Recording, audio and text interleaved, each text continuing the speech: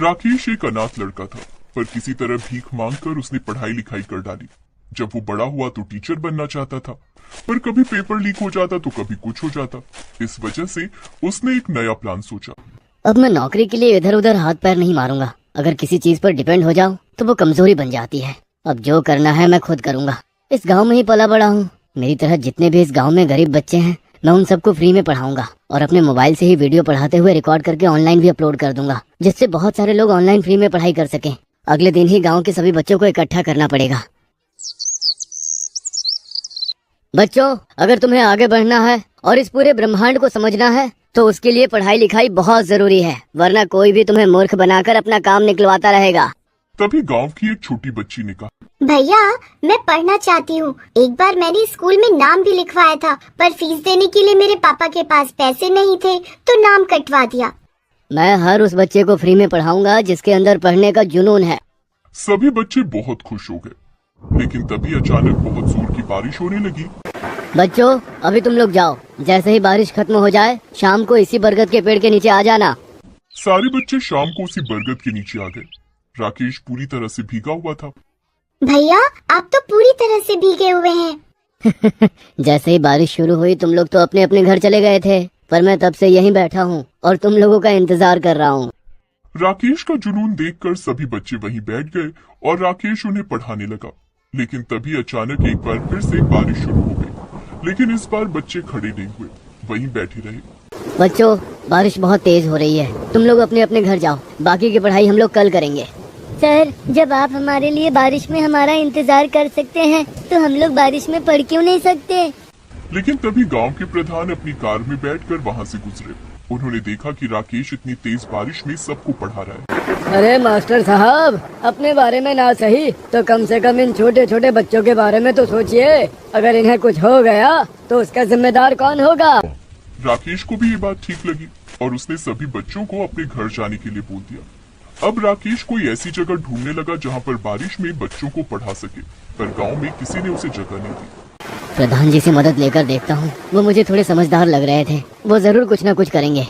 राकेश झमाझम बारिश में ही प्रधान जी के घर पहुँच गया। प्रधान जी, मैं इस गांव के बच्चों को पढ़ाना चाहता हूँ। मैं उनसे कोई फीस नहीं लूंगा, लेकिन आप खुद देख रहे हैं ना, इतनी तेज बारिश हो रही है, बच्चों को पढ़ाना बहुत मुश्किल हो रहा है। मुझे बस थोड़ी सी जगह दे दीजिए जहाँ पर छत हो।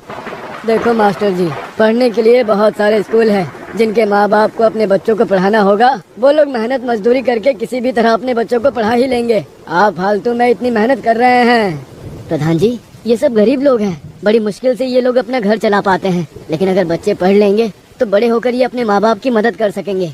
ये बड़ी बड़ी बातें फिल्मों में ही अच्छी लगती है मास्टर साहब। यहाँ से जाइए, यहाँ आपकी कोई मदद नहीं होने वाली। राकेश वहाँ से चला गया और गांव में ही तेज बारिश में इधर उधर भटकने लगा और कोई जगह ढूंढने लगा जहाँ पर वो बच्चों को आसानी से पढ़ा सके। ये मास्टर अपने आप को बहुत बड़ा हीरो समझने लगा है। अभी तो सिर्फ यही इस गांव में पढ़ा लिखा है, तब इसने पुदीना बो रखा है हम सबके अंदर। सोचो जरा, जब पूरा गांव पढ़ लिख जाएगा तब तो पूरा गांव हमें कुछ समझेगा ही नहीं। आप चिंता मत कीजिए प्रधान जी, गांव में ऐसे कहीं पर भी ये अपनी दुकान नहीं चला सकता, क्योंकि वो सारी जमीन सरकार की है। वहीं दूसरी तरफ राकेश तेज बारिश में ही पूरे गांव में घूम रहा था, ताकि उसे कोई जगह मिल जाए जहां पर वो बच्चों को पढ़ा सके और बारिश से भी बचे रहे। तभी राकेश को एक जगह दिख गई और वो उस जगह के अंदर चला गया। अरे वाह, ये बेसमेंट सही रहेगा बच्चों के लिए। यहाँ बारिश का भी कोई असर नहीं होगा और मैं बच्चों को पढ़ाते समय वीडियो भी अच्छी तरीके से रिकॉर्ड कर सकूंगा। अगले दिन राकेश ने गांव के सभी बच्चों को उसी बेसमेंट के अंदर बुला लिया और वहीं पढ़ाने लगा। सर, आप हमारे लिए इतनी मेहनत कर रहे हैं, हम मन लगाकर पढ़ाई करेंगे और ये जगह आपने अच्छी ढूंढ ली। तो बच्चों, आज हम डॉक्टर भीमराव अंबेडकर साहब का इतिहास जानेंगे, जिसके जरिए आपको पता चलेगा कि जो मैं कर रहा हूँ वो तो कुछ भी नहीं है। कंडीशन कितनी खराब थी अपने देश में, वहाँ से लेकर यहाँ तक कंडीशन सुधर पाई है केवल बाबा साहब की वजह से।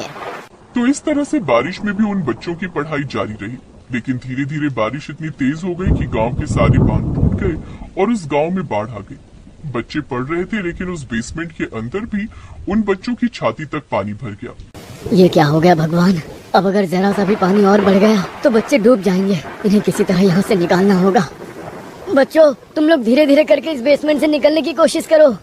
नहीं मास्टर साहब, 1 महीने हो गए पढ़ाई करते करते और अब हमें पढ़ाई की कद्र होने लगी है। आप हमें पढ़ाइए, हम खड़े खड़े ही पढ़ाई कर लेंगे और एक दिन ऐसा जरूर लाएंगे कि आगे से किसी भी बच्चे को पढ़ाई करने के लिए ऐसी कंडीशन से ना गुजरना पड़े। राकेश उन बच्चों का जोश और जुनून देखकर पानी में ही पढ़ाने लगा। तभी उस बेसमेंट के बाहर उन सभी बच्चों के माता पिता और प्रधान जी भी इकट्ठे हो गए। गाँव वालों, तुम्हें अपने बच्चों को पढ़ाने का कुछ ज्यादा ही भूत सवार था ना। अगर इन सभी बच्चों को कुछ हो गया तो जिम्मेदार कौन होगा? प्रधान जी, जल्दी से कुछ कीजिए, बच्चों को बाहर निकलने का इंतजाम कीजिए। वहीं बेसमेंट के अंदर राकेश उन बच्चों के लिए बहुत परेशान हो गया। बच्चों, सब लोग एक दूसरे का हाथ पकड़ लो और धीरे धीरे इस बेसमेंट से बाहर निकलने की कोशिश करो। छोटू, ये लो, मेरा मोबाइल पकड़ो। सभी बच्चों ने एक दूसरे का हाथ पकड़ा। रानू सबसे छोटी थी, इसलिए मास्टर जी ने रानू को अपने कंधे पर बैठा दिया। अब सब लोग मेरे पीछे पीछे आओ। राकेश सभी बच्चों को लेकर धीरे धीरे बाहर की तरफ बढ़ रहा था। वहीं छोटू मास्टर जी के मोबाइल से सब कुछ रिकॉर्ड कर रहा था। इससे पहले राकेश सोशल मीडिया पर लाइव पढ़ रहा था, इसलिए फोन अभी भी लाइव था। धीरे धीरे लाखों लोग गांव के इन बच्चों को देख रहे थे। राकेश सभी बच्चों को लेकर मेन गेट की तरफ पहुंच ही चुका था कि तभी अचानक बहुत जोर की लहर आई और सारे बच्चे बेसमेंट के अंदर पानी में डूबने लगे। अरे जल्दी से इधर आओ, मास्टर जी का लाइव वीडियो चल रहा है। ये तो किसी खतरे में है। इनका वीडियो तो मैं शुरुआत से देखा चला आ रहा हूँ। इस मास्टर साहब ने बच्चों को पढ़ाने के लिए बहुत स्ट्रगल किया है। बड़ी मुश्किल से एक जगह मिली थी, उस बेसमेंट में भी पानी भर गया। अब ये सब मौत के कगार पर है। कोई गांव वाला इनकी मदद नहीं कर रहा, हमें ही कुछ करना होगा। प्रधान जी और गांव वाले बाहर खड़े होकर तमाशा देख रहे थे। थोड़ी देर में वहां पर मास्टर जी की लाइव ऑडियंस में से कुछ लोग ट्रैक्टर पर नाव लेकर आ गए। वो सभी लोग उस बेसमेंट के अंदर नाव लेकर चले गए। उन लोगों ने सभी बच्चों को नाव में बिठाया और बाहर आ गए। तुम लोग कौन हो और जानते क्या हो मेरे और मेरे गांव के बारे में? प्रधान जी, आपने इस गांव के लोगों को पिछड़ा कर रखा, इसमें हमारी गलती नहीं है। आज का दौर सोशल मीडिया का दौर है। हम इन मास्टर जी की कहानी शुरू से लेकर अभी तक सब कुछ जानते हैं। कैसे वो बच्चों को पढ़ाने के लिए जगह ढूंढ रहे थे, पर उन्हें जब कहीं पर जगह नहीं मिली तब उन्होंने बेसमेंट में पढ़ाने का फैसला किया। लेकिन बारिश ने उनकी मेहनत में फिर से रुकावट डाल दी। प्रधान जी, इस गाँव में कोई जमीन हो तो बताइए, हम सारे लोग मिलकर वो जमीन खरीद कर मास्टर साहब को दे देंगे ताकि सभी बच्चे पढ़ सके। प्रधान जी को थोड़ा गिल्ट फील होने लगा। बाहर से लोग आकर इसकी मदद कर रहे हैं, इससे अच्छा मैं ही इसकी मदद कर देता हूँ ताकि मेरी वाहवाही हो। देखिए, मुझे अपनी गलती का एहसास हो गया है। पढ़ाई लिखाई बहुत जरूरी है। जो मास्टर जी ने इन बच्चों के लिए किया, ऐसा तो खुद के माँ बाप तक नहीं करते। मास्टर साहब, मेरी इतनी बड़ी हवेली है, कल से आप उस हवेली में कहीं पर भी अपना कोचिंग सेंटर शुरू कर सकते हैं। प्रधान जी, अभी अभी आपने जो कहा वो लाखों लोग लाइव देख रहे हैं, इसलिए आप अपनी बात से मुकर नहीं सकते। अरे नहीं नहीं, जब तक बारिश होती रहेगी तब तक मास्टर जी हमारी हवेली में ही पढ़ाएंगे। उसके बाद एक बहुत अच्छा स्कूल हम राकेश बेटे के लिए बनवा देंगे, जिससे कोई भी आसानी से पढ़ सके। तो इस तरह से राकेश की मेहनत रंग लाई और वो अगले दिन से प्रधान जी की हवेली के बहुत बड़े हॉल में बच्चों को मुफ्त शिक्षा देने लगा। धीरे धीरे राकेश और उसके पढ़ाए हुए बच्चों का नाम पूरे देश में फैल गया। दोस्तों, हमें उम्मीद है कि आपको हमारी ये कहानी पसंद आई होगी। कृपया हमारे चैनल को सब्सक्राइब करें और सभी अपडेट्स के लिए बेल आइकन जरूर दबाएं। और हाँ, वीडियो लाइक और शेयर करना मत भूलिएगा। Bye bye.